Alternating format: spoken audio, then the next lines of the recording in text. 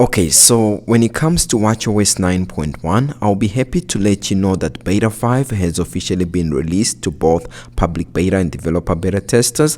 And for me on my Apple Watch Ultra that you see here, this update came in at exactly 159 megabytes. It's a very small and minor update, but it does bring us a step closer to the official release. And I'm going to be showing you what I mean by that. Now, first things first, we do know Apple, and this is not all that they released today. So in fact, if we go to the Apple developer page here, you'll be able to see some other updates that were released yesterday. watchOS just comes a day later, so we have iOS 16.1 beta 5 as well as iPadOS 16 beta 12, macOS 13 beta 11, and watchOS 9.1 beta 5. Of course, this is the video for that. And we have tvOS 16.1 beta 5. Most of these updates and others I do cover here on the channel at Half Man Half Tech, and many more. So if you want to keep up to date and support this channel as well, then definitely do subscribe so that you know what's going on with your devices. Now, I've already updated my device. The notification came in, and if we go into general and go to the about this watch section, you can see the new build number that we have, and it's 20S5072A. So now this ends with an A, and you know what I mean by stability and official release. A is the most or highest letter that we can get as a rating while still in beta before we go to the release candidate. So this does bring us a step closer to the official release, and coming from watchOS 9.1 beta 4 that had a C at the end, this is 2 steps in the positive direction. That's something that's good. Unlike the previous version where I had the modem firmware version on beta 4 is 5.01.01, this time around there is no modem firmware version. Could be a bug or an issue that's here with this update, but I just thought I should point it out when it comes to this beta update. Now let's talk about the new features or changes that are here when it comes to watchOS 9.1 beta 5. The first one that I want to highlight, if you go into your workout app, or actually before you go into your workout app, if you turn on the low power mode that we have here with watchOS 9.1, so just click on your battery, and then when you click on low power mode,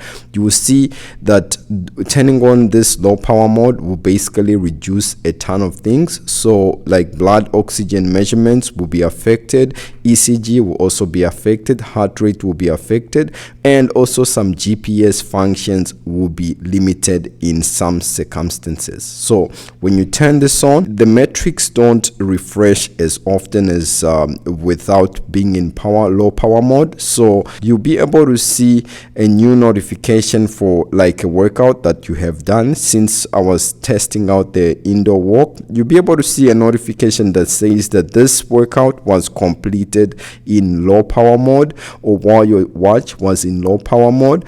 And so GPS and some metrics might be off by certain figures since it's in low power mode and isn't refreshing or taking measurements as often as otherwise. When an artist releases like a song or an album, they are releasing different wallpapers or watch faces that you can add on your iPhone as well as on your Apple Watch. You can see, for example, this is just an example. I'm not sure what language that's in, but if you go down, you'll be able to see some other languages here, and you can see, for example, this one says tour watch faces and wallpapers with Shazam, and you can tap the link to be able to set a reminder. So it is utilizing the photos watch face, and it's not like a Shazam watch face, but it's something that's here, and I thought I should just hide it out since it's there.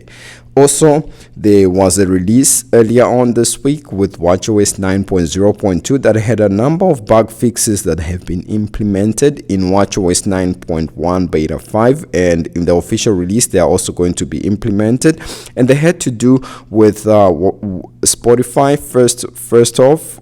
So when it comes to like Spotify, and also when it comes to streaming, there were issues with that. When it comes to different series of the Apple Watch, it didn't specify which ones were affected, so this update aims at resolving that. And also when it comes to some audio and microphone issues, that has been fixed with this update, and it implements that. Let's try and see. Can you hear me? I'm here. Okay, so at least this is working, and you can see that my Siri is responding normal. The robotic voice has been removed, and also if I do the 2-finger quick tap. 1824. Okay, so you heard that? 1824. Okay, so the robotic voice has been fixed with this update, and that is something that's good. Something that bothers me that I have been reporting on the feedback app is the dark mode that you see here on the new Apple Watch Ultra that comes to the Wayfinder watch face. Now this is only like a watch face that's exclusive to the Apple Watch Ultra, but if you want something like this on other series of the Apple Watch or other watch faces, you can see, if you go up or move the crown up and down, you don't get the dark theme on any other watch faces besides the Wayfinder watch face that's exclusive to the Apple Watch Ultra. So do keep giving feedback to Apple so that they see that the number of people want this, because I have heard a number of requests for this, and maybe if we push hard enough, we might be able to get the dark mode on different other series of the Apple Watch and watch faces. Now there is an issue when it comes to memory allocation as well with this update, so do keep in mind that your settings or some of your files might take up more file or space than actually required. So that is a bug that's known at this time, but other than that, that's how this update came in for me. It's pretty simple, and you can see here, if I was to go into the battery, it's pretty much a new watch, so you won't be able to see like my maximum health capacity dropping yet. So we go to the health, you can see that here it's on 100%, and I've charged it to 100% earlier on in the day when I was updating, and up to now you can see that we have 92%. So I've only used about 8%, and you can see roughly when I charged it to about 100%. I did do a video where I tested this watch for like a day in my life video, and it lasted roughly for about 2 days, and I'll leave it in the description of this video just in case you want to see it. So other than that, guys, that's how this update came in for me.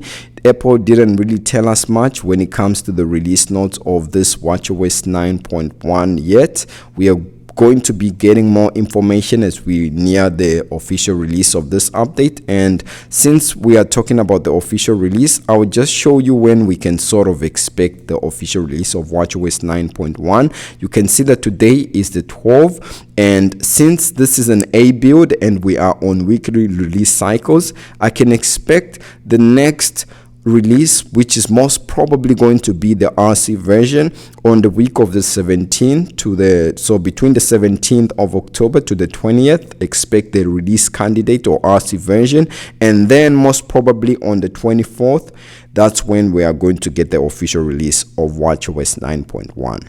That's just my quick 2 cents, and other than that, thanks for watching. If you do like this video, do leave a like and subscribe, and I'll see you in the next video.